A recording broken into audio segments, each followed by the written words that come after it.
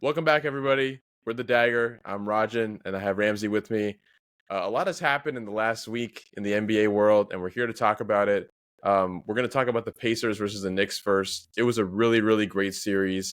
The Pacers ended up winning 4-2, but there were obviously many moments that it could have gone either way, and we could have totally seen the series flip to 4-2 the other way, or any score variation. It was a great, great series for basketball fans. And honestly, it feels like some of the most exciting basketball I've watched. I don't know. It's been a while since it's been this back and forth with two really different style teams. But yeah, all that and more as we jump in here. So I guess I can ask Ramsey what he thought of the series. You know, Would love to answer that, Rajan. Yes. Knicks Pacers was one of the most fun NBA series we've had in a while, and unfortunately, it ended in 6 games. I think a lot of us impartial fans were rooting for 7, but more importantly, I just wanted the Pacers to win. As a impartial Celtics, fans, by the way. as a Celtics fan, up there, I am a D1 Knicks hater, so it brought me great joy to see them fail. I also acknowledge the fact that the Knicks haven't won a whole lot in their franchise history, despite being such a big deal. So, part of me could have maybe felt for them, but if they were playing a team I hated more, like if it was Knicks Heat, I hate both of those franchises. I would have rooted for the Knicks though. But Knicks Pacers, yes, the Pacers are one of the greatest underdog stories we've seen in a while, and I do genuinely think, regardless of whether they get smoked by the Thunder or not, which we'll spend a long time talking about at the end of this episode, they already have built one of the best playoff runs in NBA history, and that's something that will never be forgotten. And we're always going to remember this team and their style of offense run through, of course, Tyrese Halliburton, one of the greatest playoff players this year, and in general, a guy who has went from the most overrated player in the league to garnering incredible respect from fans all around and players all around too. And he's just incredibly clutch. His offensive performance, at the end of games is just something that can't be understated. And we'll talk about the MVP in a little bit of a second, but just all of that, it's really great to see this franchise succeed. I'm actually, as a Celtics fan too, the reason why I kind of like the Pacers being here is because a lot of haters said that during the Celtics championship last year, our road was really easy. And that was moderately true. I mean, we did play a few pretty bad teams, and then we played the Mavericks, who I think were the 5 seed in the finals. And one of them was the East Finals. We played the Pacers, and we swept them. And people were like, well, due to injuries and everything, you guys got to play the Pacers. That team is terrible. And guess what? Even though I made this argument last year. If you get to that point, you are the best team in that moment. You can't argue against that, right? You do everything you can. If somebody gets injured, it happens. Like the Celtics this year, you can argue the Pacers didn't have to play the Celtics. They probably would have lost to a fully healthy Celtics team, but we weren't. So you know what? Whatever. But anyway, the Pacers making it this far again kind of like validates further the Celtics championship. So as you can guess, I was going to say that, but yeah, also, the Pacers haven't been to the finals since 2000, since the Reggie Miller days, and it was great to have him on the call during the games. And it's just exciting for the city, and Indiana has been such a fun team to, follow, and is such a fun team to watch, and they're going to be really great to root for in this final series. But yeah, so I do want to talk about this finals. Or actually, before we do that, let's just think about Game 6 a little bit. So, what were your favorite players throughout Game 6 and throughout this series, Rajan? Maybe besides Tyrese. um, I think it has to be Obi Toppin for me because of Really? how. I mean, just watching him like. Okay, so I talked to my dad a lot about this because he also really wanted Indiana to win, and so we'd watch the games together over the past couple weeks. And like the one thing that we just kept talking about was, I mean, and we talked about Tibbs and how he ran his players into the ground, and it was just too much for them to handle. And I pulled up like a thing saying, or I think we talked about it last week on the podcast about how the Knicks had 8 players in the rotation for the majority of their games, whereas the Pacers Mhm. had 11. And that difference is like pretty astounding when it comes to like recovery and like being able to be ready to go for each game. Um, but on that side of Indiana, the depth that roster has is ridiculous. Obi Toppin was a starter on multiple different NBA teams before coming to the Indiana, and can hold his own and score like a decent amount of points per game. And I noticed like whenever they play the screen and roll game, it's usually him and Tyrese, and he'll get the ball and he'll hand it back off to him, and he kind of does a little bit of everything. He'll play great defense and then run out in transition, and then also set screens, and then is also good enough at creating his own shot that he can take the ball and drive or just pull up from three. And there were a number of times that he got caught on a backdoor cut and then led to an easy dunk. And there was one crazy Mhm. dunk that he had at the end of one of the games. I can't remember which game it was, but he had the ball and then like pump faked I it down remember. and Yeah, then dunked. That was like a dunk that like a 20-minute 25 dunk contest could have had because of how bad it's been. But that's a separate Obi was conversation. in the dunk contest some time ago, like a Was couple he? years. I forget. Yeah, I don't remember, but I don't know if he won.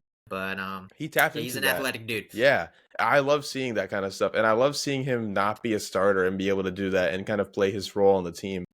Um, as everyone hopefully knows, I'm a pretty big Warriors fan, and so any team that is reminiscent of that unselfish, like everyone can do a little bit of everything style of basketball is so much fun to watch. It's so like because Right. you every single time someone makes a great pass, or as like my dad likes to say, makes the extra pass.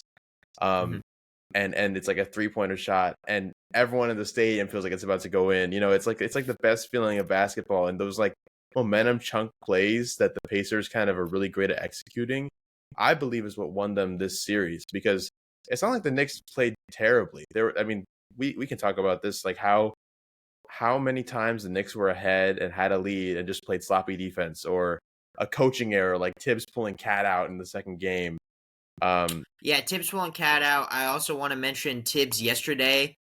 He didn't call a timeout for a large part of the second half. I don't know exactly how long it was where he refused, but they opened the second half. The game was kind of close. The Pacers went on a 9-0 run, and part of that was threes from Thomas Bryant, who I want to say played barely any minutes this series. Thomas Bryant played a total of 35 minutes. He's essentially their 10th man uh, on the roster, and he's played 35 minutes this series, but he had multiple clutch threes yesterday. So that was just a genius um, uh, coaching decision by Rick Carlisle, who's making a case for one of the greatest coaches of all time, given how long he's been around the league for.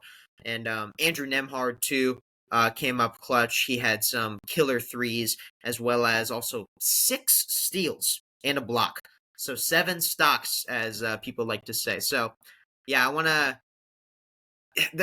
There's so much praise we can give to just how well rounded and deep this team is because Tyrese, if you're just ranking best players in the league, obviously Halliburton usually doesn't make it into top 10 lists. I still don't really think he would now, but he's making a case. But as you look at the rest of this team, like most NBA teams would give anything to have this talented of a roster with the perfect construction of these 3-and-D wings and these super fast pace, defenders and incredible scorers. You have the size of guys like Naismith and Turner, and then off the bench, as you said, we have Obi Toppin, we have Benedict Mathurin, who came in and was a spark plug when they needed him the most, and TJ McConnell, who, is pretty much the dream backup PG. Like, he does literally everything right. So, yeah, this Pacers team is incredible. Any other players or, like, moments I'm forgetting? um, well, I wanted to talk a little bit about what I have gathered to make them kind of be successful, like what's kind of their bread and butter. Go ahead. Now, these are not all my original ideas. I watched some basketball videos from Thinking Basketball Today and some other ones breaking down like kind of how this Pacers team's pace is like leading them to success. Hmm. Um, and a lot of it is controlling the elbows. I watched this video and basically this guy's talking about how like whenever they come down the court, the first thing is like they're setting a screen like within 5 seconds of them having the ball. So if someone misses a shot on the other end, the ball is already being like down the court at the 3-point line, and they're setting a screen for the ball handler instantly. Um, And I think in terms of time, like until the screen is set from when the ball is rebounded or inbounded, it's very reminiscent of the Spurs from that what was the nickname for that team? The perfect game, the perfect. Oh, I know exactly what you're talking about. Yeah. I'll go check. Go Okay. ahead. But yeah, that era, they have almost the exact same efficiency in terms of points off the fast break, and then also like the screen and roll being so efficient. So that's the first thing I noticed is like they don't only get the ball down court super quickly, they also just like are inclined to pass it. That I think it's also like that Nash like 7 seconds to shoot, but it's not like they're trying to force a shot, but they're passing it like they're just trying to find the best shot as fast as they can. And like the it's hard to think of a team that passes like that, like with such intention, but also such Yeah. speed. And I think the best example of that team is the Spurs, which, by the way, in the 2014 finals, they were called the Beautiful Game. the beautiful game. Okay, yeah, yeah, and like so, there's all of that, and that kind of encompasses their pace as a team, um, pun intended. And the other thing is that they control the elbows. Been a ton of sets where like Miles Turner will set a screen, or I guess it's called like a phase, or I don't remember the name for it, but it's like when you screen for someone off ball, and he'll just stay Mhm. around the elbow area, and it gives him flexibility because when someone decides to drive, they all kind of space out so that there's four different shooters around the 3-point line. So if anyone goes to help, Halliburton, who's usually the person that's driving on these things, but all of them can pass like this, but it's specifically Halliburton, can kind of drive and then figure out using whatever senses he has, wherever the second pressure is coming from, to pass it back or pass it to the left. And they make these extra passes even when they're at that point. So if someone tries to close out there, they pass the ball instantly to the next open man and they shoot a three. And I mean, they're a great 3-point shooting team. So even if it doesn't go in all the time, they're making the right passes to set up good shots. I think that's the most impactful thing, is when you have like this control over that middle area of the court, then it gives Mhm. you space as a driver to kind of use the big body of Turner, who can also shoot. There's been a number of sets where he'll set the screen and then kind of fade off of it into the 3-point line. And so if Tyrese Halliburton takes his man with him, he'll throw it back to Turner, and it's an easy three. Um, it'll be interesting to see how they go against the Thunder, which we'll talk about later, because the Thunder are like incredible at countering that type of attack. So Yeah. yeah. So we'll talk about the Thunder. I do agree with you. I read some about the screen movement a lot, especially by like Nemhard. I would say was one of the best at that. But that was a good analysis there. I do think the Knicks, like after they were down 3-1 in Game 5, they came out with this super duper aggressive and they put a ton of ball pressure on Halliburton. That was, I think, his worst game, and that was a kind of a unique one-off game. That's the one that the Knicks were able to win to go back to Indiana. But we'll talk about the Thunder in a little bit. The Thunder played like that every day, and they're better than the Knicks were at their best. So yeah, that's pretty scary for the Pacers, but they're going to spend the next few days preparing. But yeah, so one thing I do want to mention is if you remember my stat from a while ago, this might have been when we were doing our playoff prediction. I said that almost no team in NBA history has like won the finals if they hadn't already been to the conference finals, and it's the whole testament to being battle tested, right? Remember, I was like the 2015 Warriors were able to do it. Guess what? The Pacers did make the conference finals. There's something to be said about that. The Cavs and the Knicks, the two teams better than them, who both hadn't made the conference finals in previous years, couldn't get over the hump. Mm. And the Celtics obviously weren't able to get that far, but the Pacers are battle tested, and they've been through those tough finishes. They choked some games in the last year's playoffs. The Celtics swept them, and there were multiple close games in that series, but they didn't win a single one. And so I just think it's a huge learning experience, and keeping the same like core together throughout both years too, just really adds to that. And so now Is that the Knicks do have that experience, it could be better for them. But So the stat is that if you've made the conference finals the year before, then you're more likely to win the NBA finals or just make it to the NBA finals. no, it's just like throughout all of NBA history, the winner of the NBA finals, except for only a few exceptions, had made the conference finals in some number of years before. I don't Oh, okay. remember. I want to say 5 years maybe. And I remember saying that the first Curry Warriors team who went 67-15 in the regular season, like they surpassed that.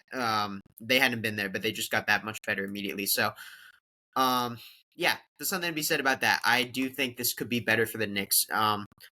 So yeah, as for the MVP, okay, so they gave the Larry Bird Eastern Conference Finals MVP to Pascal Siakam last night, and I think most of us were expecting for Tyrese Halliburton to win it. It turns out that there were 9 votes cast. Halliburton got 4. Siakam got 5. That's how close it was, right? There's Right. one person away. And so you don't get partial credit or anything, and I'm sure Hallie's not too upset. Of course, he's the best team player we've ever seen, sorry, that's a stretch, but one of the best team players we've seen in a while, and so Yeah. I'm sure he's not too sad about one of his friends making it. But Did you see his reaction when they called? Yeah. yes, the Dreamy meme. Have you seen that too? Yes. I don't know if that's exactly what he was doing, but it sure looked like it. Here's the truth, okay?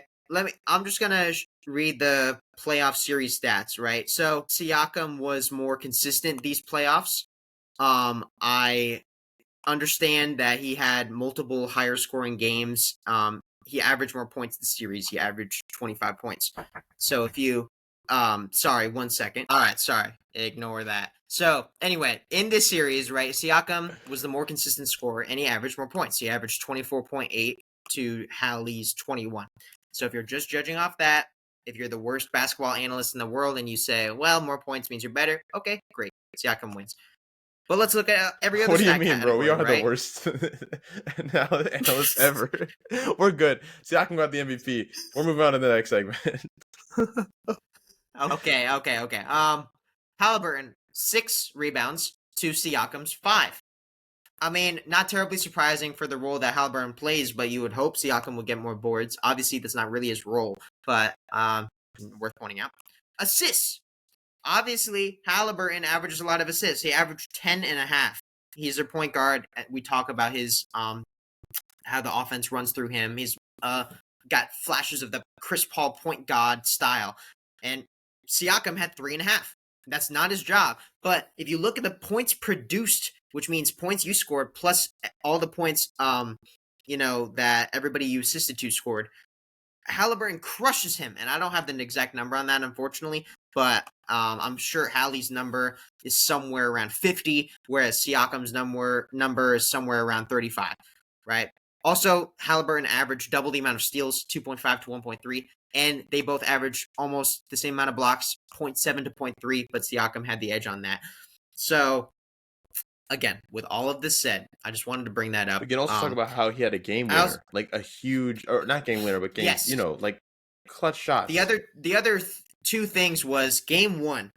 I think if the Knicks did not choke that game away and literal choke, and Hallie didn't hit that shot, and also that wouldn't have happened without Naismith and Nemhard and the other guys on the court. But if Hallie didn't hit that shot, the Knicks would have won the series. I genuinely think they would have. But that was one of the most clutch things I've ever seen, and one of the most fun moments I've ever seen, as well as Game 4, which was literally one of the most legendary playoff performances ever. Tyrese Halliburton dropped 32. I don't remember exactly how many 15 and 12. rebounds, but 15 and 12. Okay, thank you. I just knew it was bigger than 15 and 10. But yeah, 32, 15 assists, 12 rebounds, and 0 turnovers, which is, I think, the first player in NBA history to do that. Right, 30, 10, 15, 0. So, again, perfect game. Literally, probably the perfect point guard game. And they took a 3-1 lead, and at that point, the series is pretty much wraps. But, of course, they gave it to Siakam. And that just disappoints me. Yesterday, even in a game where Siakam scored 30, and all credit to Siakam, he did have a great game. Again, his stats right here. Siakam had 31 points, 5 rebounds, 3 assists, and 4 stocks. But Tyrese had 21 points. 11 of those were in the fourth quarter. So again, you want to talk about that clutch factor. Tyrese is right there, even though Jalen Brunson was the clutch player of the year, mind you. And Tyrese also had what?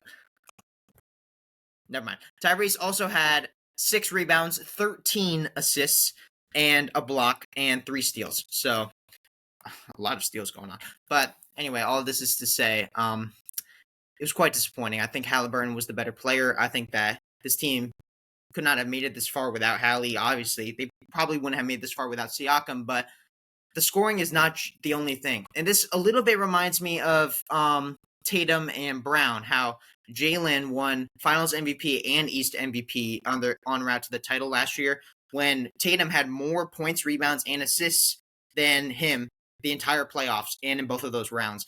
And obviously, Jalen played incredible last year in the playoffs, and he had maybe some more clutch moments. I don't remember exactly, but I remember even thinking in the moment, like, this feels a little bit off. Like, I still would just give it to the best player. I wouldn't really overthink it this way.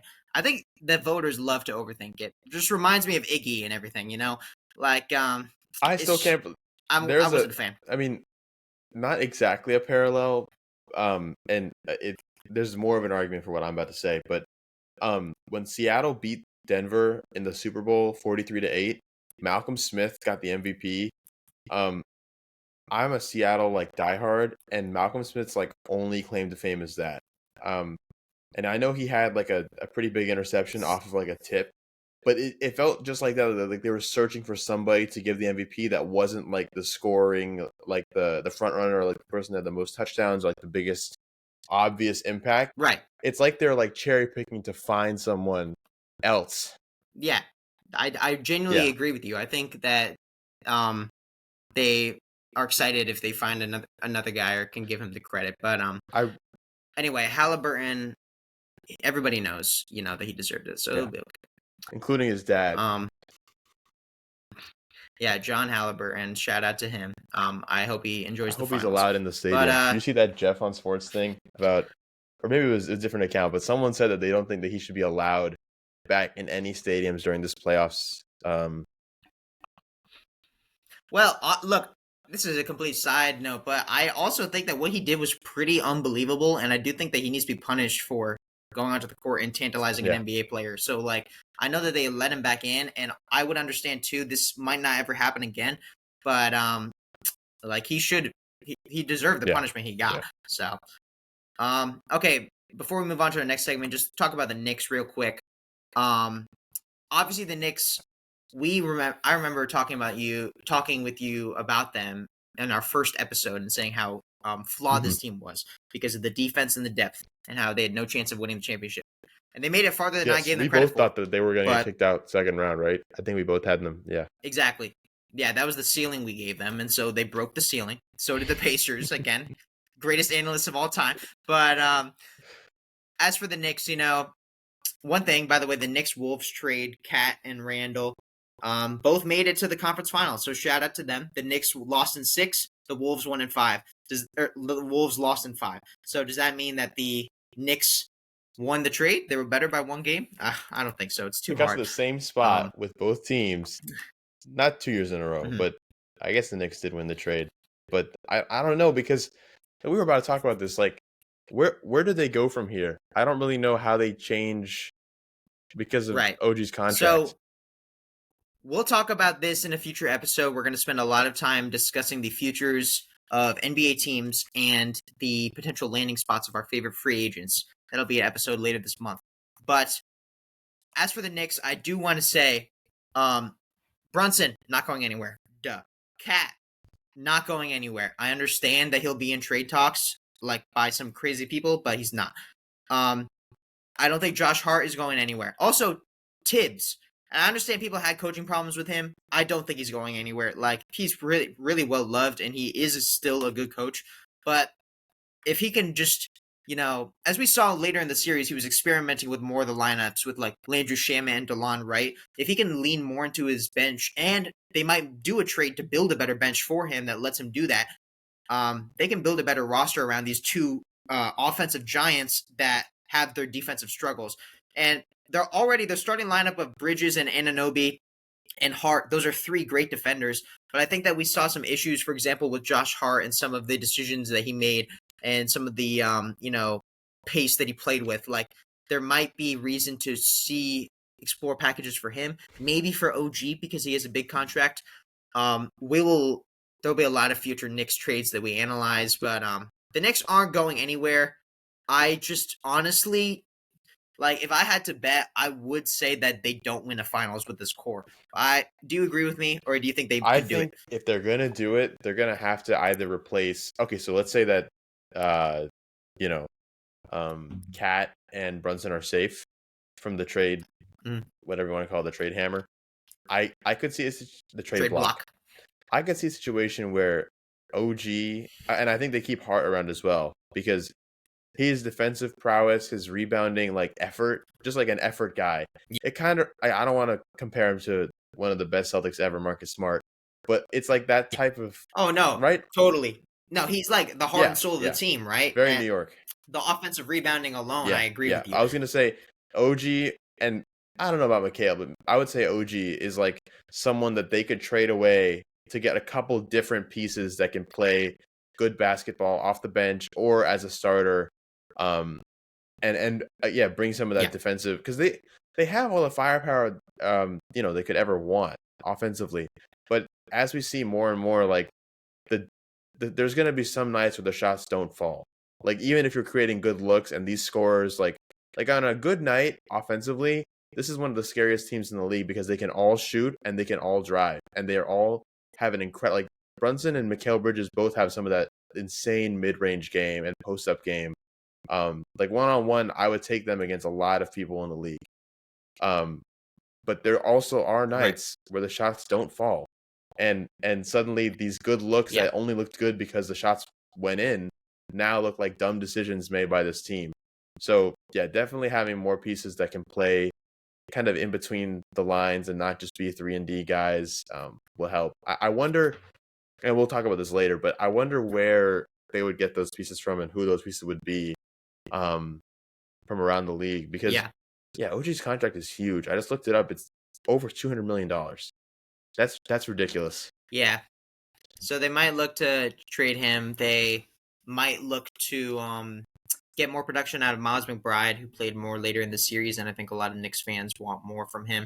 They might look to their bench. They have this 19-year-old French guy, I believe, who's might be a prospect. I'm not sure exactly, and they could use better shooters too. I think they could look to Cat to maybe shoot a bit more threes than he did during a lot of the season.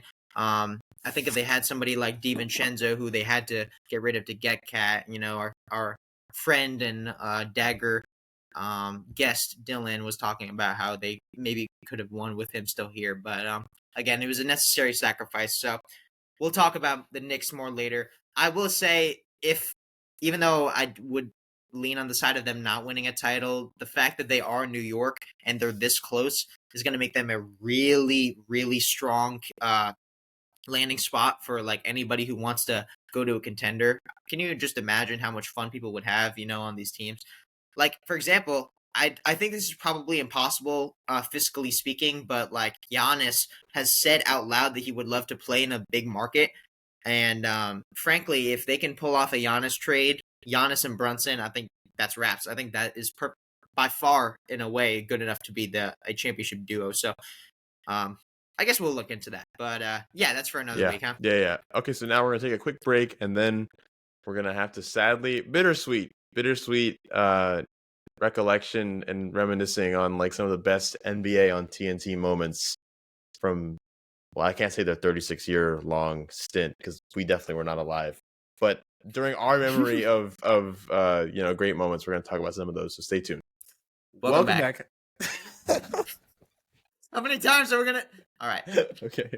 So we just took a hour and a half break. More than that actually, and we're here to discuss the NBA and Turner Sports and TNT. So Game 6, I mentioned Reggie Miller. A big part of the night was that it was the last game for the NBA on TNT. The finals, of course, will be on ABC, and there will be a new deal next year, the media deal that the NBA negotiated last year. Starting next season, the NBA's coverage will be exclusively by Disney through ESPN and ABC. it will be through Amazon, which it already currently NBA League Pass already shows on Amazon, but I think they might be doing more of that. And NBC, which is pretty exciting because from I think our entire lifetime, I'm not exactly sure, at least my entire fandom, I've never seen an NBA on NBC game. I've only seen clips from the Michael Jordan days of his most iconic, games, and the whole memories and the sounds associated with that era is going to be really exciting to see come back. And they seem to be having a lot of cool people joining their team. But today, we're not here to talk about that. We're here to celebrate the NBA and TNT, which again, for over a decade and way longer, 35 or 36 years has been with the NBA. And there have been so many incredible memories. So Raj and I just want to talk about them a little bit. Part of it, before we talk about the show, was during the games, right? So like Game 6 was the last game we're probably ever going to hear from Reggie Miller and Kevin Harlan. And those guys, just some absolute legends. And I can think in my head, too, of like Marv Albert and the other TNT commentators. So, yeah, just some incredible stuff. I'm sure, hopefully, we'll get to continue hearing his voice. But I haven't heard any news yet about if he's going to ESPN or NBC or anything. I So really hope that Kevin Harlan, I mean him specifically, of course, that whole group with Jeff Van Gundy and like, I Stan mean, Van Gundy? oh, Stan Van Gundy. No, I Yeah, think no, it's Jeff. you're confusing. Jeff Van Gundy used to work with Mike Breen.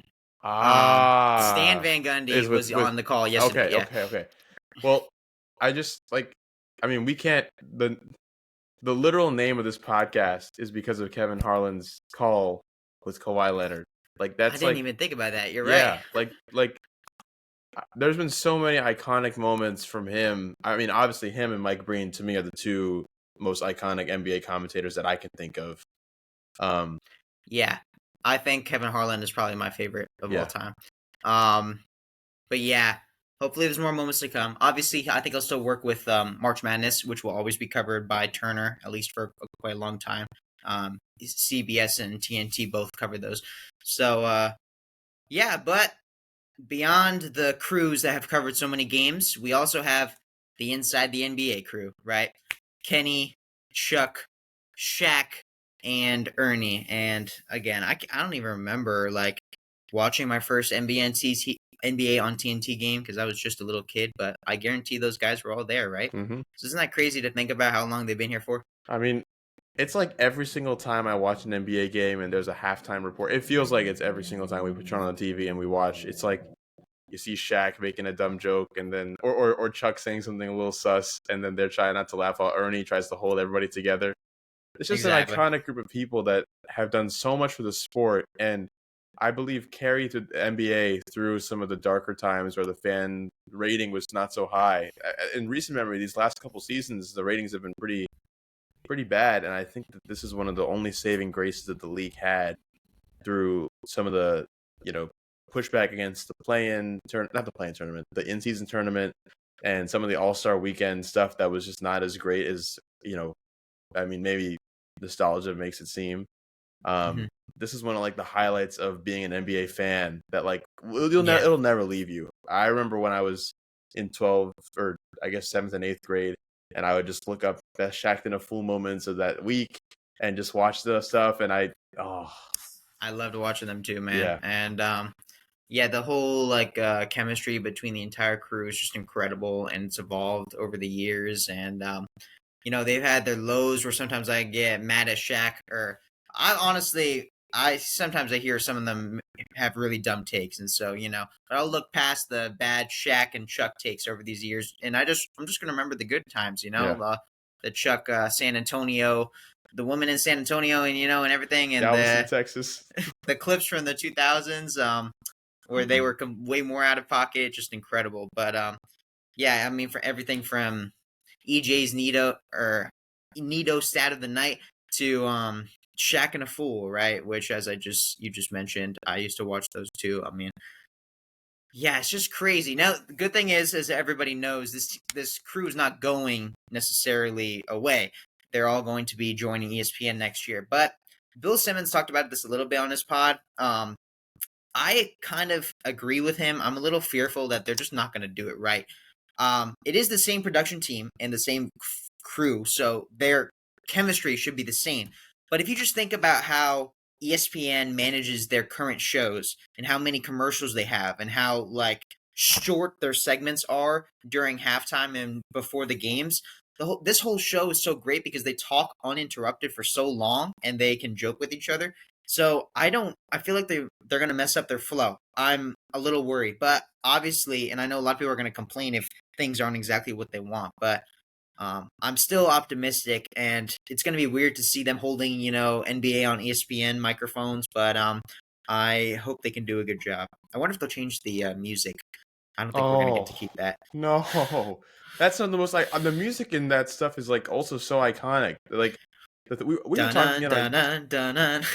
we were talking in Dun-dun. the group chat about like how the themes have just evolved and like also just our favorite themes to listen to and how I'm trying to think the finals theme is probably my favorite. The one that Yeah, uh the old ABC Finals yes, theme. yes, Bum, bum, bum, bum, bum. That one's really yes, good. yes. But this TNT one, bum, bum, bum, bum, bum, bum, bum, bum, bum. Like, I don't It's know who so did that. iconic. It's so I just think of the Sorry, NBA. sorry for singing for everybody, but I think we're gonna do a segment on a later episode when we bring on a guest and rank our favorite NBA and NFL and other sports theme songs. Mm. That's gonna be up there, and one day it'll just be a memory.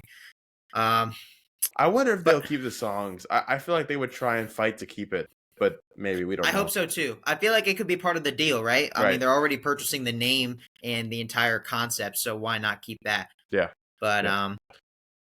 yeah. So what do you want to do now to celebrate the end of this I long running show? think we should rank the 5 greatest Shaqtin' a Fool / NBA on TNT moments ever.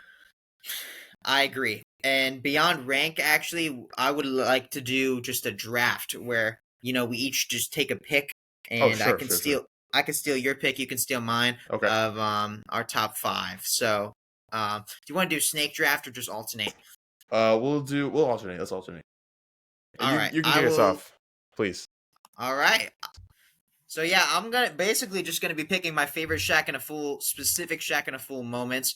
Um, and Should we do honorable again, I mentions first? spent my entire life.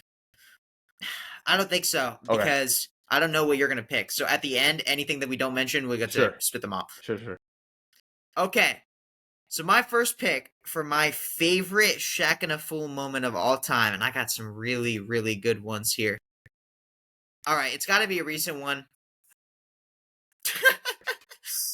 Torrey Craig and Andre Drummond on the Took my pick. Chicago Bulls. Yes, I know. This clip, I don't know the name of it, but if you look up Torrey Craig, Andre Drummond, Shaqtin' or alley-oop, the first thing that will come up is Torrey Craig on a fast break, getting ready to throw the ball off the backboard and do a little dunk. Show the fans in the crowd what's up. Andre Drummond chasing right behind him assumes that the ball is going towards him, and he blocks his teammates dunk from behind, and they don't score at all, and it's a turnover. And I know explaining it doesn't make it sound as interesting, but I promise this is the funniest NBA clip I've ever seen, and I laughed so hard when I saw it the first time. And the guys on Shaq loved it so much. That is my favorite personal NBA fail and Shaq moment. That would definitely have to be mine as well, but because you took it, I think it's not even going to be a Shaqtin' clip because there's an NBA on TNT clip that I think is even funnier, and Okay. it's specifically when Chuck is talking about, I don't remember what team he's talking about, but he said, them boys coming. And Shaq looked at him. No, Shaq looked at the camera, and he's facing this way, right? Like he's on the set on the right side, and he looks at the camera like this. and then he sees that he's laughing, Kenny's laughing, Ernie's trying to hold it together, and the funniest part is that Chuck has no idea what's going on. He has no idea that what he said was just so crazy sounding. That one would probably be my favorite. I think that will never get old. Anytime I look up Charles Barkley like sus moments or like NBA announcer sus moments, that is the first thing that comes up because it's just hilarious. Okay, that's a really good one. All right, that's fair. So in your draft, I now have to pick one NBA on TNT crew moment. So Sure. we're gonna leave the rest for a Shaq and a Fool ones. Okay. Okay. So for my next one, I am gonna try to pick another Shaq and a Fool one. Let me see if I can predict what you're gonna do. I'm just gonna I'm gonna predict another really funny one that means something to me a little bit because it has a Celtic. Is when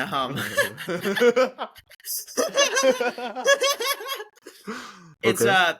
the early October 2022, around early 22-23 season, Celtics Sixers, where Marcus Smart does maybe the greatest flop of all time when he's guarding Harden at the top of the key, and he literally flies from the top of the key to like the baseline. It's unbelievably impressive.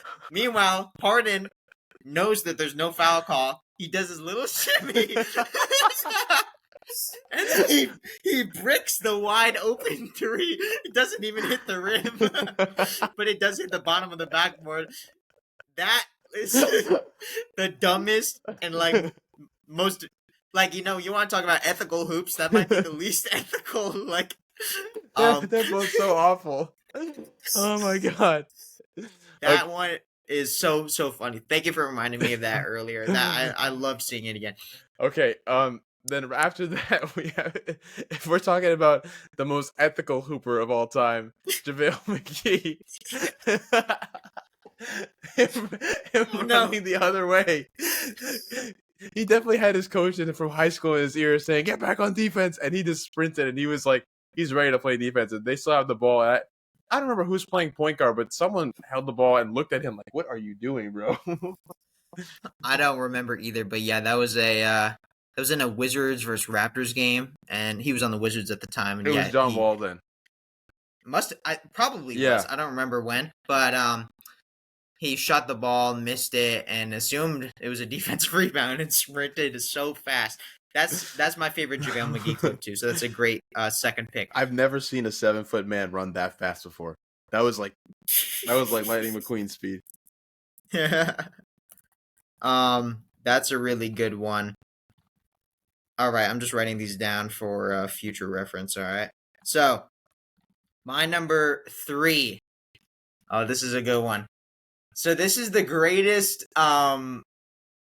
travel in NBA history. It's when it's Thunder Warriors and like a ESPN, primetime game, and they inbound the ball to Russ, and he just starts walking. He's holding the ball and taking a leisurely stroll while pointing out on the other side of the offense where to go.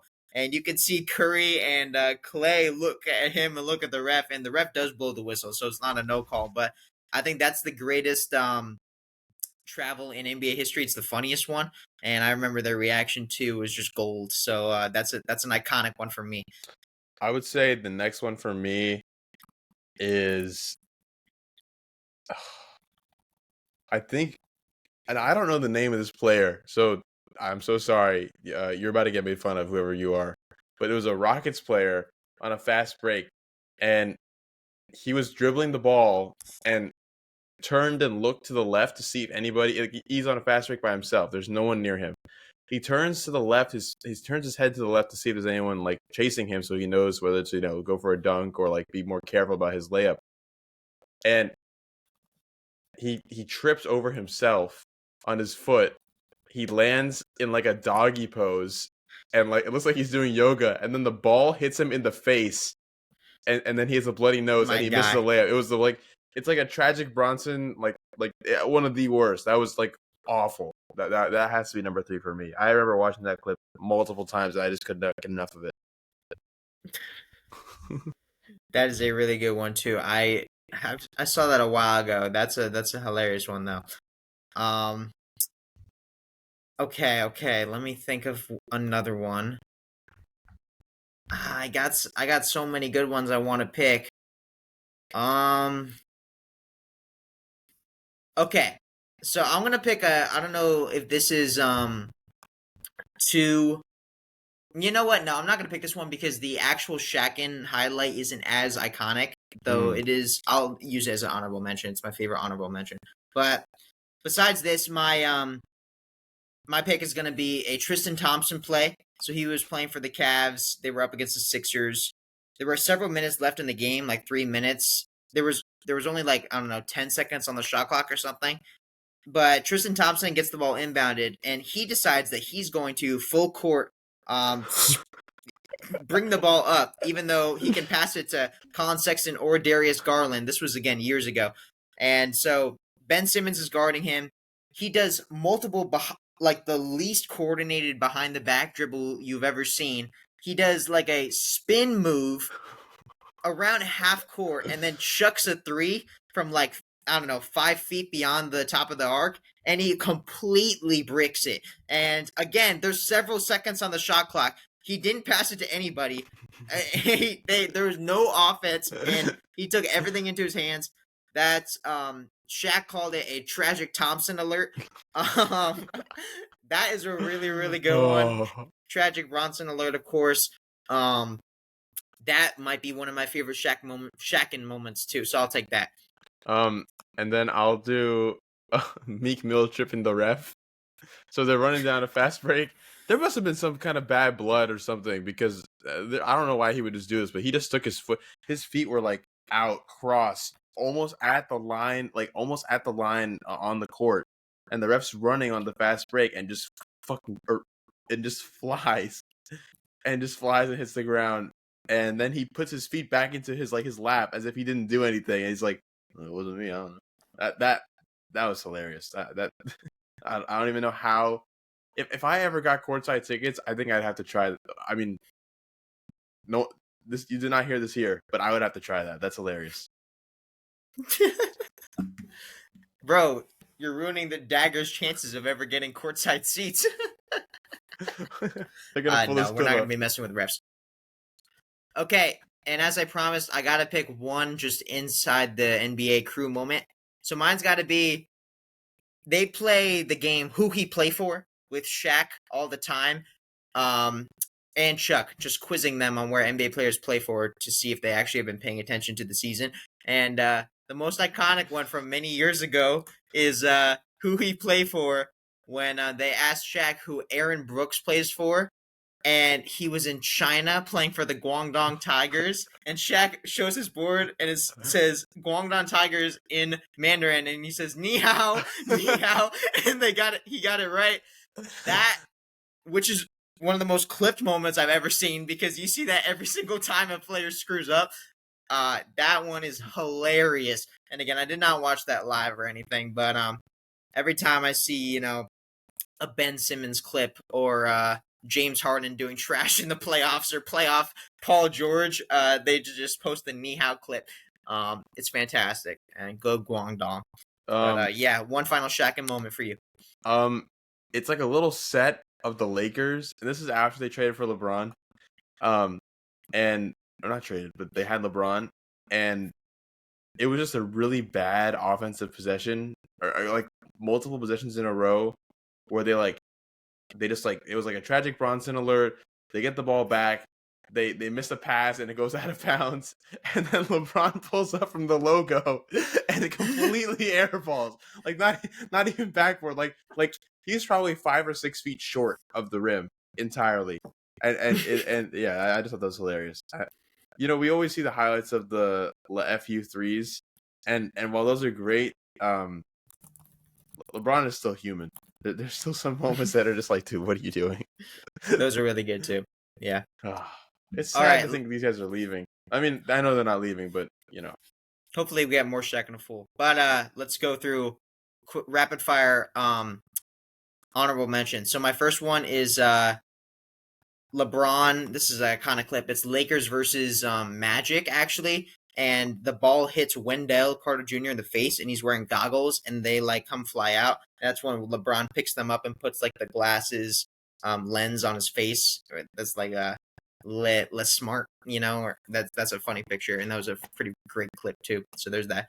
I gotta say the we talked about this one already. The Tim Hardaway, Spike Lee safe. That was really good. Safe, one of the greatest fast breaks of all time. That might have been the best defense he could have played, because he was closing out from so far. Yeah. Another one I got is this is the real honorable mention I wanted to pick. So this is Lance Thomas, a Knicks player in a Hornets game, where he has the ball on the baseline and he's dribbling, and he jumps up to shoot a baseline jumper, and he doesn't, and he falls down on his feet, and the refs doesn't see anything, and the crowd is like, "What?" And that's the most egregious foul ever. He literally jumps in the air, and it looks so clearly like he didn't mean to do it. And meanwhile, he still, the ball is live. He goes and dribbles to the paint, and he actually makes the shot. So it worked completely well for him. That is one of the funniest no calls I've ever seen. We've all watched NBA no call compilations as kids. That was one of my favorites. I think the other one for me was a Jordan Poole. He made number 3 on like the best Shaqtin a Fool clip of either 2023, 2024, or this past. I think it was the year before. Yeah, no, I think it was that one. The 2023, 2024 season. There was like multiple successions of just him like trying to dribble, and he would just slip and fall, and he would try and do a crossover and just it looked like he like broke his ankle, but he did it 3 times to himself, and he would just try and do a crossover and just like hit the wood like just instantly, and he would get up and go like this. Oh, this is what happens when you leave the Warriors, man. Great stuff, man. Yeah, we're gonna miss this crew. Well, we're not, because we're gonna be really excited to discuss how they're doing on ESPN when the time comes. We won't get to talk about that till October, but I'm sure in future weeks we might reminisce even more. Maybe we'll do a draft of just full on inside the NBA team moments. But yeah, it's gonna be fun to remember. You know, a lot of great memories. So, but yeah, moving on. We got one big final thing to talk about this Thursday. If you're listening this week's, is the start of the NBA Finals. So it's going to be the Oklahoma City Thunder versus the Indiana Pacers. And we got a finals preview for you right now. So I have a lot of notes written. Rajan, do you want to do a little intro overview? Yeah. So the biggest thing that I'm taking away from this is we have a team that plays the most unselfish basketball on offense, where there doesn't need to be a 1A guy that scores all the time. We talked about this earlier, how Siakam averaged 24.5, I believe, over the course of the Eastern Conference Finals. And then Halliburton was right there behind him with 21.5. And there were some games where, even though they lost this game, I forgot his name. Who's their their great bench player? Not Obi Toppin, the other guy. It was Game 5. You're thinking of Mathurin. Yes, Benedict Mathurin. Like, they have people that can just step up and make the plays and contribute, both points wise and in the hustle stats. And they're going against a team that plays incredibly unselfishly on the defensive side. They play a really, really interesting style of basketball where it doesn't really matter who is guarding who. They had like every position can kind of guard. I'm not saying that like Caruso can guard Jokic, but in a way, sometimes they have that matchup. He literally did in Game 7. Like, they can do anything. They can do anything. And the thing is that's scary is that when you watch their rotations, like the thing that I pointed out about the Pacers earlier in the episode is how really great they are at off-ball movement and always staying active, so that whoever has the ball always has an open lane to pass to either shoot or drive and kick. And what often happens is that these defenses get overwhelmed with the amount of rotations they have to do, and they end up losing sight of who their man is. And by that point, it's too late. Halliburton's made a great pass, or Miles Turner got an alley-oop, and it's over. The Thunder are so great at rotating and knowing where to rotate that if they see multiple screens coming, they'll just adjust so that the person that was initially getting screened goes farthest away from that screen. And then like the subsequent people just kind of rotate and switch who they're on, so that by the time whoever the offense is like screening around that pick, they don't have anywhere to go because the rotations are already set. They're really good about that. And the reason they're so good about that is because everyone can play and guard 1 through 5. So there's not really a risk of a mismatch in that way. I can't imagine. I mean, this is the best matchup we probably could have asked for. I was watching a video about this today, and it basically said that, I mean, this is probably going to be a better matchup than the Celtics would have been or the Cavs, because of the style of basketball that each team plays, like unselfish offense versus unselfish defense, and both super fast paced and wears their opponents out. I'm very, very excited for this. And I really, like I really hope that it goes to 6 or 7 games. I'd be very disappointed if either team wins in, less than 5. So I want to add to a couple of your points because I agree with all of them.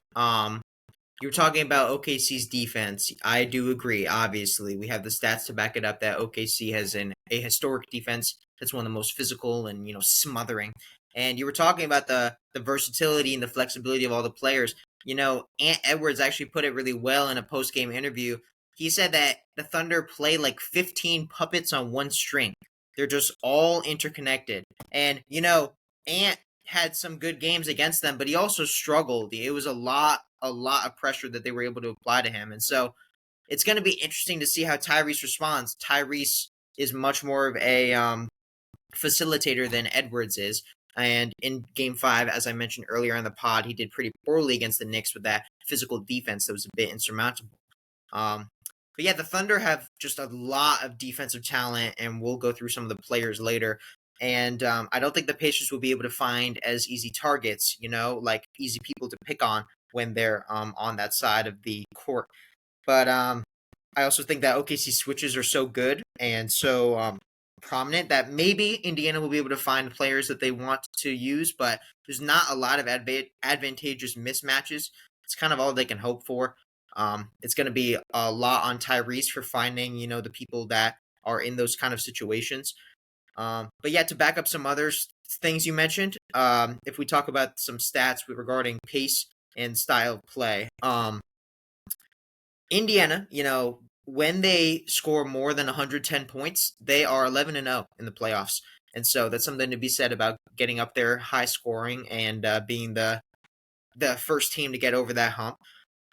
You want to talk about fast pace. Now, I remember watching the Pacers game saying, like, this is one of the fastest teams I've ever seen. Like, this looks exhausting. That's why the Knicks couldn't keep up with them.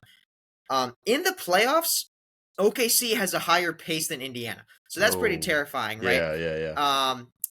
Pace is calculated as, like, possessions per 48 minutes. So it's, like, balanced for overtime games. How many possessions are you basically getting in a regular game?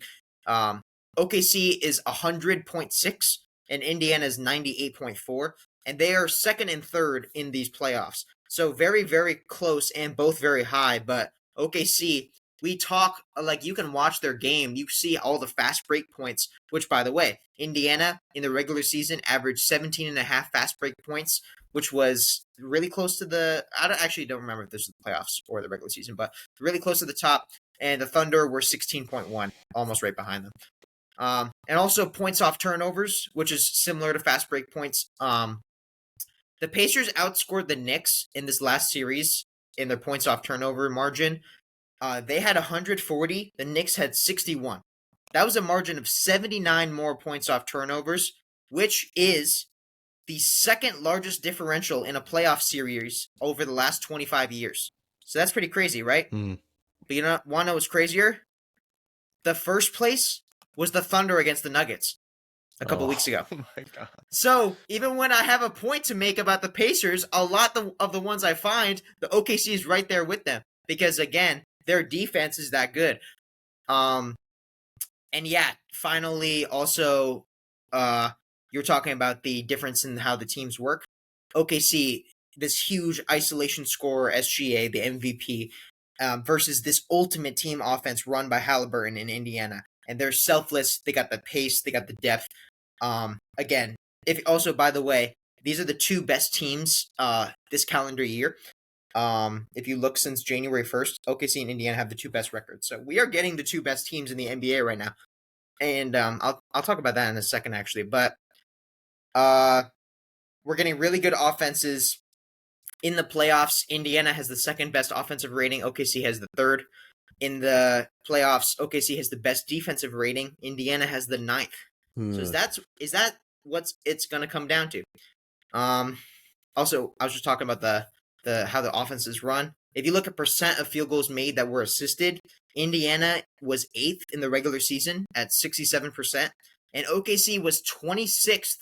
They're very low. But again, that's not a bad stat. It's not bad if you're low in that stat. It just goes to show how much of their offense is SGA and how much of it is other, like, more ISO scorers or more screen movements and actions on the wings that don't necessarily lead to assisted buckets. So it's all interesting to think about. But yeah, I just want to talk a little bit about an overview of like the series because I personally am excited for the basketball, right? So do you agree with me that this will be an exciting series? Because I'm not a fan of the people who are complaining about it. I think it's the best matchup we could have gotten against OKC. Like, I honestly think that there's not another team in the East that could truly compete with them on this level. I know the Celtics are great and they were great, but I don't think they have the pace to compete with this level of. I mean, I'm sorry, but I trust the I think Pacers. I think they do. Full stop. But I get your point. I think this is not going to be a 4-game series. I'd be very surprised if this is over in 4.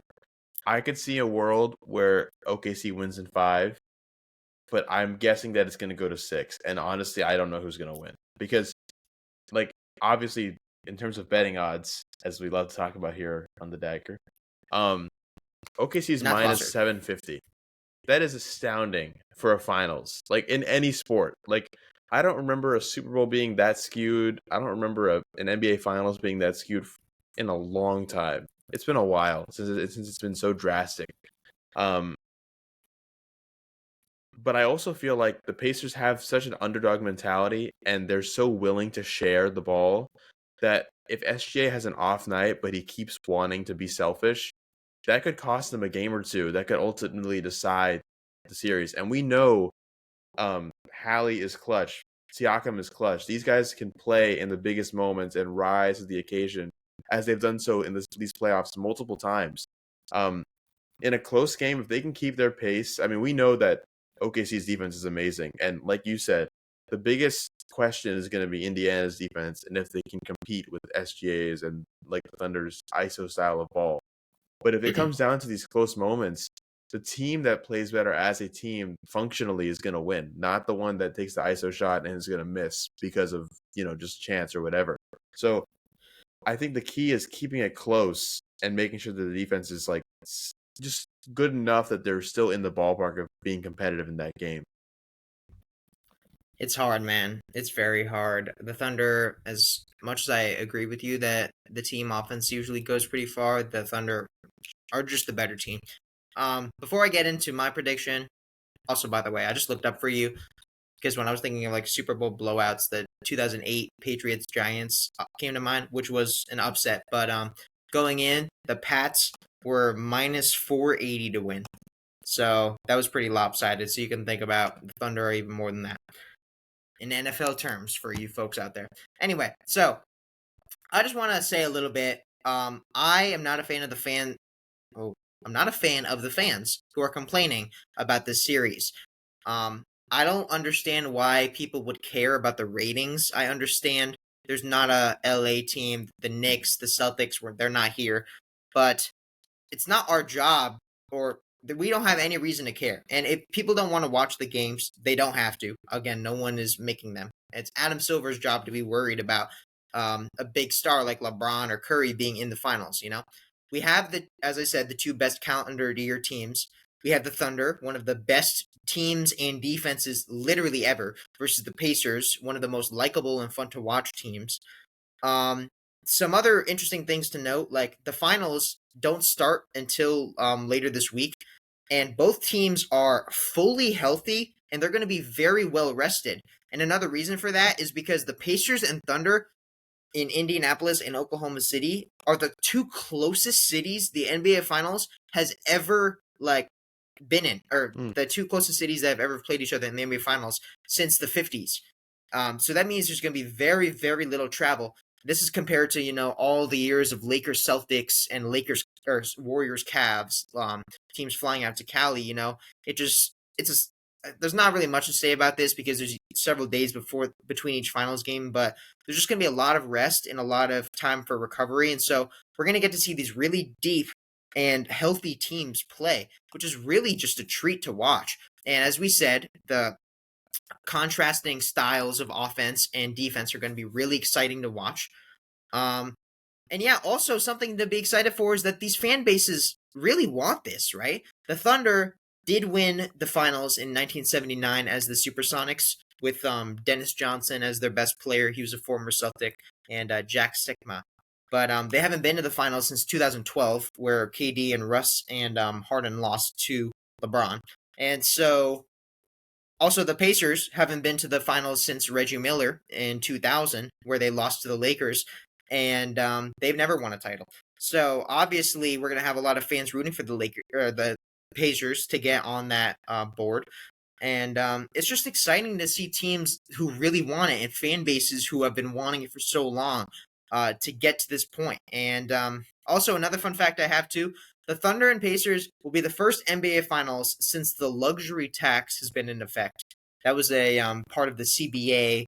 I want to say 10 to 15 years ago, where they added that new element and started highly penalizing teams that were too high over the aprons. It's the first time since then where neither team was a taxpayer. The Thunder and Pacers have paid zero tax because their salaries are that well managed and small. Versus, the Warriors teams with KD, where they were paying millions and millions of dollars in order to have that team, and it paid off for them. It's great to see these young, hungry, mostly homegrown teams who have drafted well and have trusted the process get to this point. And so I'm excited. I will be watching every game. I actually think I didn't bring this up to you, Raja, but I think it would be fun to do like a live watch or something Oh, if that'd be we're able to. awesome. We should totally do that. I mean, it's so cool to see teams that are not in the bigger markets. I mean, at least in the last 15, 20 years, we think of teams in LA and we think of teams in California in general, but then anywhere on the East Coast, Boston, Philly, New York, even Cleveland, Miami, we're not getting any of that. We're getting these two kind of isolated in a way, at least geographically, teams playing each other. And like you said, I mean, they both have so much to play for, and these fan bases, I mean, if you like, and I always say this on these pods, but like, it's true. If you had told me that this is the finals matchup 3 or 4 years ago, like, it's inconceivable how much these teams have grown in the last X amount of years since they made the trades. And I also want to point out something funny that I learned recently. Both of these teams have essentially gotten their players by trading away Paul George. You are absolutely Paul right. George is Yes. a curse to all. I'm just kidding, but like seriously, like they traded Paul George to the Clippers and they got Shea and the Danilo Gallinari and then a bunch of picks that turned into a bunch of their role players and stars. I'm pretty sure one of the picks was J-Dub. Correct. And then I believe the pick. Okay, so it was Oladipo that went to the Thunder, and then they traded Paul George for Oladipo and Sabonis to Indiana. And then when Sabonis got traded for Halliburton, and then I think I'm not sure how Siakam got there. It was a trade from Toronto, right? But it was Yeah, that was a separate one. Yeah. but point being, Paul George basically got both of their team's best players and point guards and leaders. That's pretty crazy. That's like actually like a crazy fact. And so like when we don't have these teams that are always in the spotlight, I mean, now they are, of course, but I mean, in years prior, again, we haven't had either of these teams in the finals in so long. This is probably going to be one of the more memorable finals of the last. I almost want to say 21st century because of how historic this defense is, and then how much of an underdog story. I mean, we didn't even have the Pacers making it past the Cavs in more than 5 games. I think we picked Cavs in 5 or Cavs in 6. Yeah, we didn't, man. So It's crazy. The Pacers, by the way, fun fact, they haven't had a top 5 pick in 37 years. That's how long. Again, that's not saying that they failed at tanking. That's how long they've been teetering around the competitive side with a slight tanking side, and they've really come a long way. And also, to your point, nobody would have believed this could be the finals a few years ago because at the end of the 21-22 NBA season, the Pacers were 13th in the East. They had 25 wins, and the Thunder were 14th in the West. They had 24.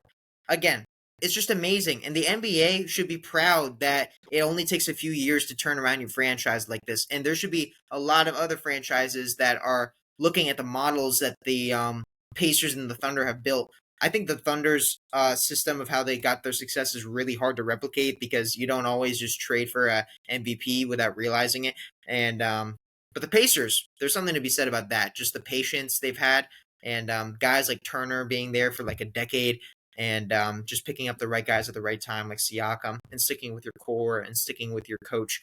Um, but yeah, all that said, my final notes I want to say about the series. I'm excited to see what Siakam does. I think when you look at the starting lineups, I think he might be playing some defense on Chet, so he might go toe to toe with him. We'll see how. I don't think Chet necessarily will be guarding him that much, but I think he'll be able to deal with him pretty well.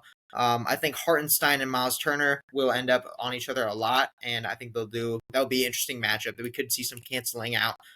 They're not similar players necessarily, but it's will be interesting to see how they coalesce or cancel each other out, as I said. And for me, I'll ask you what your X factors you think are the most important players or like idea for each team. For me, I think the X factor for the Pacers has got to be their guys, their starters besides Hallie and Siakam, right? It's Naismith and it's Nemhard, and it's also Matherin off the bench.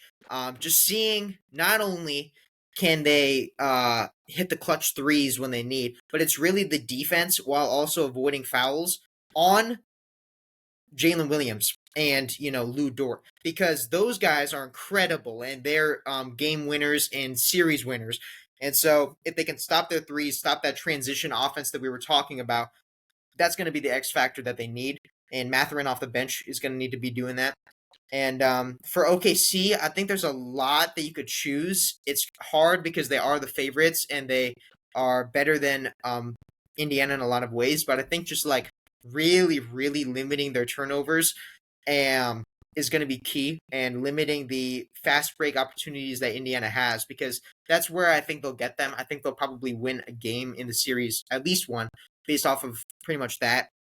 And so those are my biggest points. What do you got? To that point, I was gonna say Indiana's biggest thing is maintaining what they do best, which is not turning the ball over and getting fast breaks. Because Keeping their identity. yeah, Thunder are so great at steals that if you lose sight of what makes you great, I mean, like that's their identity, is like you said, getting out of fast breaks, getting that screen and roll going super quickly so the defense doesn't have time to react. If that's not like a consistent part of their offense in the games, like it's just going to be too hard to try and deal with that stalwart of a defense. And then for OKC, I was going to say kind of what you said about Indiana, making sure that J-Dub and Chet and I would say those two specifically are still scoring, and they're still playing intelligent basketball, and making sure that they rise up to the moment, because they're both incredible scorers that can totally score at least 20 a night this whole series. I would not be surprised if that happens. But I think there's a chance, and I could be completely wrong, but I think there's at least a chance that in at least one of the games, Shea is not playing up to his standard and maybe does not have a 30-point game night. And so the slack needs to be picked up by those guys, and how they react to being able to be put on the spot and be able to be like the shot makers for that team will ultimately be the difference, because we know that Thunder aren't necessarily the highest scoring team. Like the Pacers, like you said, the Pacers scored 110 points in all 11 games that they were 11-0 in those games. I'm not sure what the stat is on the Thunder, but I don't think of them as an offensive superpower the same way that I think of the Pacers. So making sure that they still have that offense, even if Shea is not on it one of the games. Again, he's the MVP.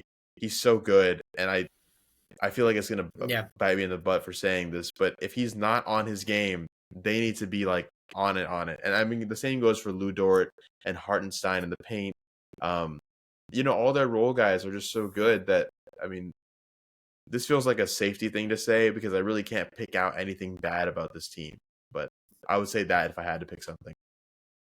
Unfortunately, the Thunder offense is really damn good, so it's really hard. I do think Shea will do well. Also, just looking at recent NBA history, guys like Tatum and Luka and KD, they've all made it to the finals before actually getting to win. Well, Luka hasn't yet, but like it's pretty common theme for young players to fall short and then redeem themselves later. And so if the Thunder don't win, it's not even close to the end, and they're going to have several more years with this exact same core at the very least. But yeah, I agree with you. I think the Thunder, are just there's a reason why they're such heavy favorites, and I think that the defense that they have is too aggressive and too dominant and too versatile that I don't really see Indiana winning this series. Um, Obviously, we've talked about all these points. I think Indiana can win this series. I think that if they prepare well enough and they exploit the weaknesses of potentially OKC's offense that other teams didn't even find, then maybe we'll get to see some Indiana wins and a series win, and that's what I'll be rooting for. But the Thunder, Vegas is indicating this too. Like they're just a historic NBA team, and this is most likely theirs for the taking. It really was since the middle of the season, and I think my final pick, it was Thunder in 5. If you asked me like 3 days ago, but since reading and watching the Pacers more, I am gonna switch it to Thunder in 6. I had the same thing. But okay, same Yeah. for you. Like I do want to give the Pacers more credit. I think that um they won't win game 1. Okay, here, let's say our series order. So I would say Thunder win game 1 and 2. I think blowout for game 1. Not blowout, but like Yeah. not close. So for game 1, by the way, the spread is 9.5 for the Thunder. That's not really shocking at all. If you look at the percent of the money, 52% of the money has been bet on the Thunder, so it's a pretty even spread. But 61% of the bets, not the money total, but just the number of bets, is on the Pacers. So there's a lot of people betting small money on the Pacers who believe they might lose by less than 9. I think it's looking to be a blowout. I think game 2 could totally be a close game, a toss-up that maybe Indiana steals. And if Maybe. Indiana steals game 2, that all of a sudden makes it very, very much more likely that they could win 2, 3, and 4 and win in 6. Exactly. Yeah. It was like how they stole game 1. Which, by the way, like the Thunder are not the Knicks. They're not the kind of team that lets comebacks like that happen. But they could. And again, this Pacers team we've been talking about, their offense is the one team in the East that might be able to take advantage of that. And so I would say I don't like when teams win the series on the away court, but I do think Thunder in 6 is a pretty likely outcome.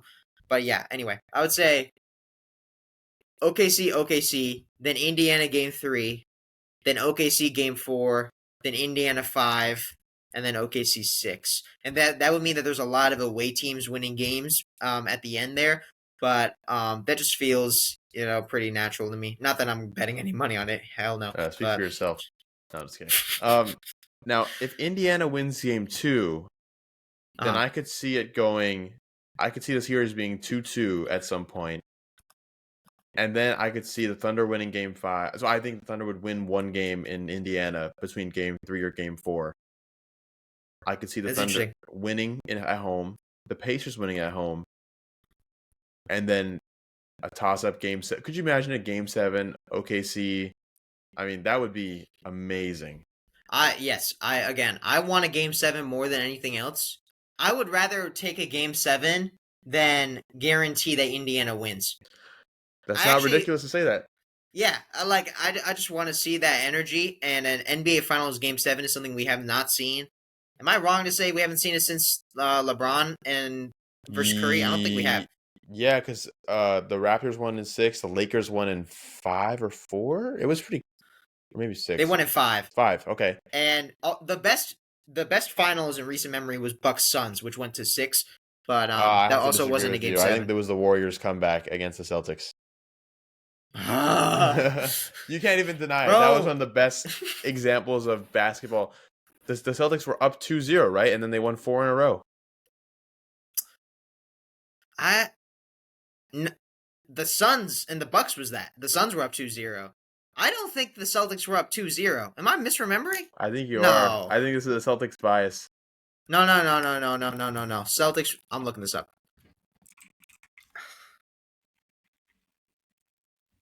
Okay, yeah, we were up 1-0, and then Oh. we were up, 2-1, and then we lost 3 in a row. Oh yeah, okay, so not so bad. Just 3 in a row to Steph Curry and the hooligans. Just 3 in a row, though, bro. Yeah.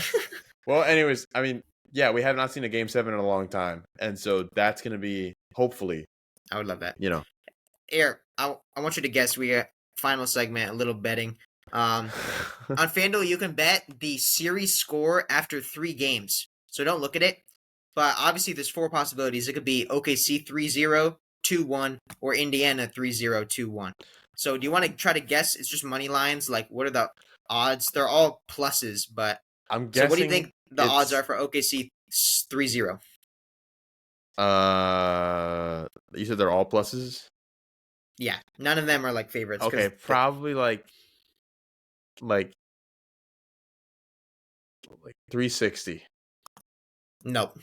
Again, I asked you this because you're going to be really surprised. So this is plus 180. Oh, okay. I respect that way more. I thought that Vegas would give OKC way more credit than, in my opinion, they deserve, because I want to see. It's like, I would say that the most likely thing is 2-1. OKC. Yeah, you'd be correct. What do you think the odds are for that? Then probably like 120, 130. Very close. Plus 108. Okay. So yeah. Yeah. That's probably the most likely, according to them. Okay, so then Indiana, you want to do 2-1 first, and then we'll do Indiana 3-0? Yeah, Indiana 2-1. Okay, so that's probably pretty unlikely. Close to plus 680, 700. Not as high. It's just plus 400. Oh, okay. Again, respectable. Now, Indiana 3-0. Yeah, this is a shot in the dark. This is like plus 1,897. First of all, it would never be that specific of a number, but go a bit higher. Plus 2,000. One more thing higher, or Plus 3,000? Halfway? Plus 4,000? No. Oh, plus 2,500. Correct. Jeez. Okay. I'm betting money on that. I'm putting all my life savings on that. You're betting all your life savings on the Thunder to drop 3 straight games. I mean, you never know. Again, anybody can rupture their Achilles on any given day. I don't need to go break out the jersey to prove a point. But again, I hope for this. I hope for everybody to be healthy. I hope for an exciting series. I expect the Thunder to win. I hope the Pacers do. But it'll be fun. And even if the Thunder win, as much as people hate them, and as much as you and I, might not like them, and we complain about them on text all the time, we respect them a lot. And they're going to get a championship at some point. Might as well be now, because the Celtics will be here next year, little bro. So I'm not they can get this one. Yeah, okay. All right. Or the Magic. Oh, the Magic. Yeah, guys, we got 2026 Magic. We need the Thunder to take the title now so that the Magic can stomp in next year. So yeah. With that is it for today. Hope you guys enjoyed. We're gonna do probably some finals recaps next week, and then maybe a little NFL talk about the draft and what's to come. But yeah, we hope you guys enjoyed the pod. We're super excited for this finals, if you couldn't tell. Very excited for the Thunder to win so that the Magic can get their shot next year. Yes, sir. Yeah. Thank you guys. Take care. Have a good night. Whoa, bro.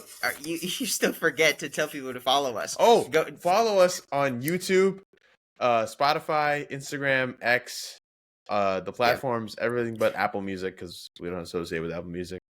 You should probably get on that, though. Yeah, we probably should. And if you're still listening, maybe we get 0 more listeners if we went to Apple Music. If you're still listening right now, text us on Instagram and say Apple Music, and you'll get another TBD prize. On Rajan's soul, you're getting a really great prize. All right, everybody, take care. Have a good night or day. Why do I always do that?